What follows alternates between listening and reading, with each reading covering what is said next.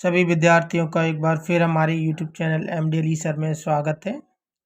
आज हम आपके लाए हैं कक्षा 10वीं का प्रश्नावली 1.1 का दूसरा सवाल। पूर्णांकों के निम्नलिखित युग्मों के HCF और LCM ज्ञात कीजिए तथा इसकी जांच कीजिए कि दो संख्याओं का गुणनफल बराबर HCF इंटू LCM है। सवाल है हमारा पहला 26 और 91 का। देखिए, सवाल समझने से पहले आप हमारे YouTube चैनल को सब्सक्राइब कर लीजिए। अगर आपने अभी तक हमारा YouTube चैनल सब्सक्राइब नहीं किया है तो देखिए, अब हम इसको हल कर रहे हैं। हम इसे अभाज्य गुणनखंड विधि से कर रहे हैं। अभाज्य गुणनखंड विधि से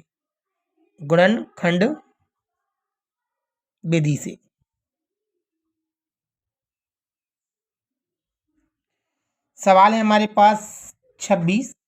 इधर हम 26 लिख रहे हैं और इधर हम लिख रहे हैं 91 91।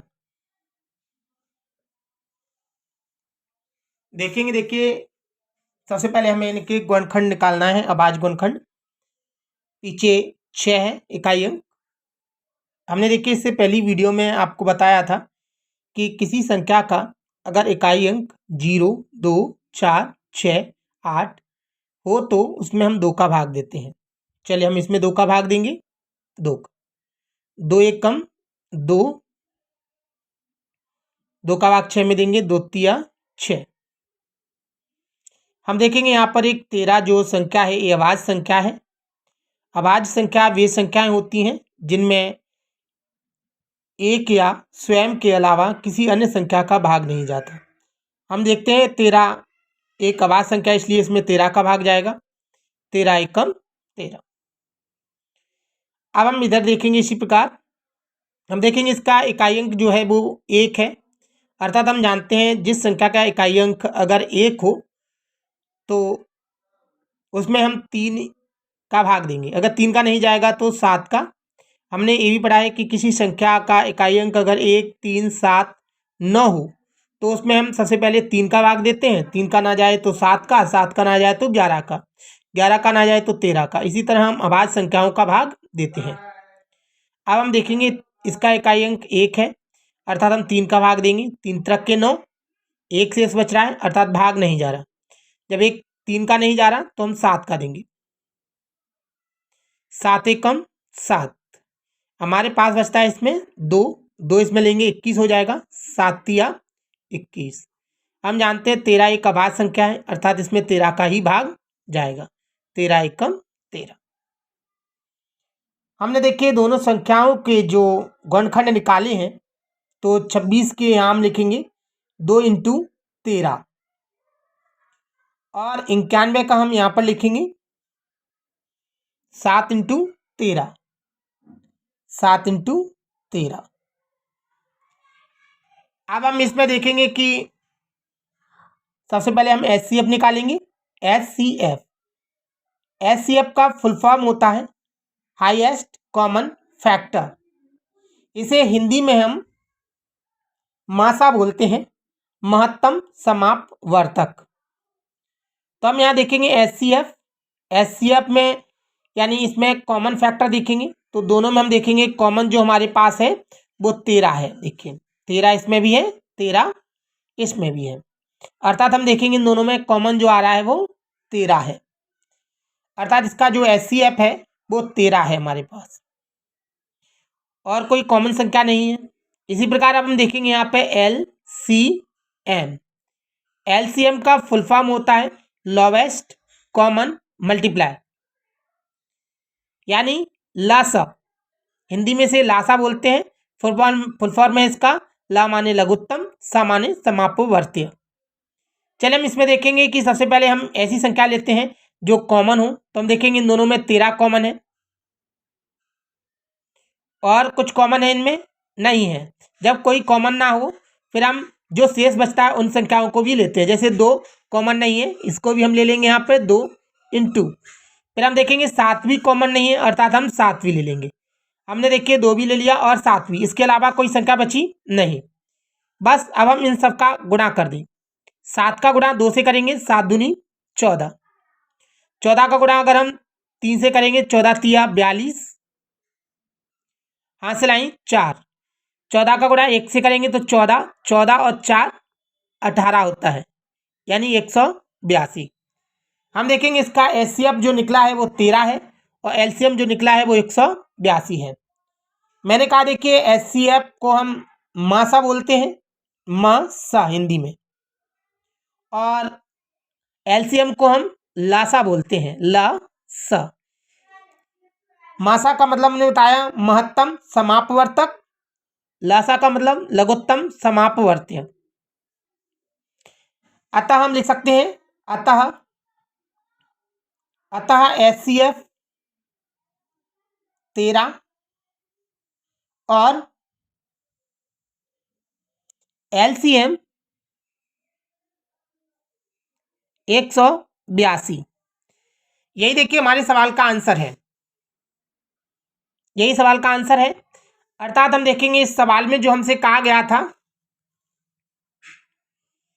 कि इसकी जांच कीजिए, दो संख्याओं का गुणनफल बराबर एचसीएफ इंटू एलसीएम है, तो हमें अब इसकी जांच करनी है।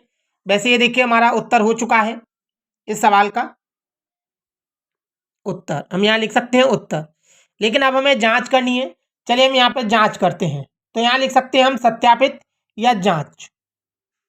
चलिए लिख देते हैं हम जांच। हम यहाँ पर देखेंगे हमारे पास पहली संख्या,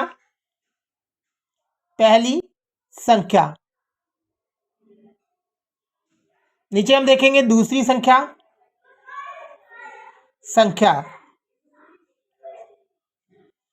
पहली संख्या हमारे पास देखिए दी गई है 26 और दूसरी संख्या हमारे पास दी गई है 91 यानी 91। हम यहाँ पर लिख देते हैं पहली संख्या हमारे पास 26 है, दूसरी संख्या हमारे पास 91 है। एचसीएफ हमारे पास दिया गया है 13, एलसीएम हमारे पास दिया गया है 182। अर्थात हम यहाँ पे देखिए लिखते हैं दो संख्याओं का गुणनफल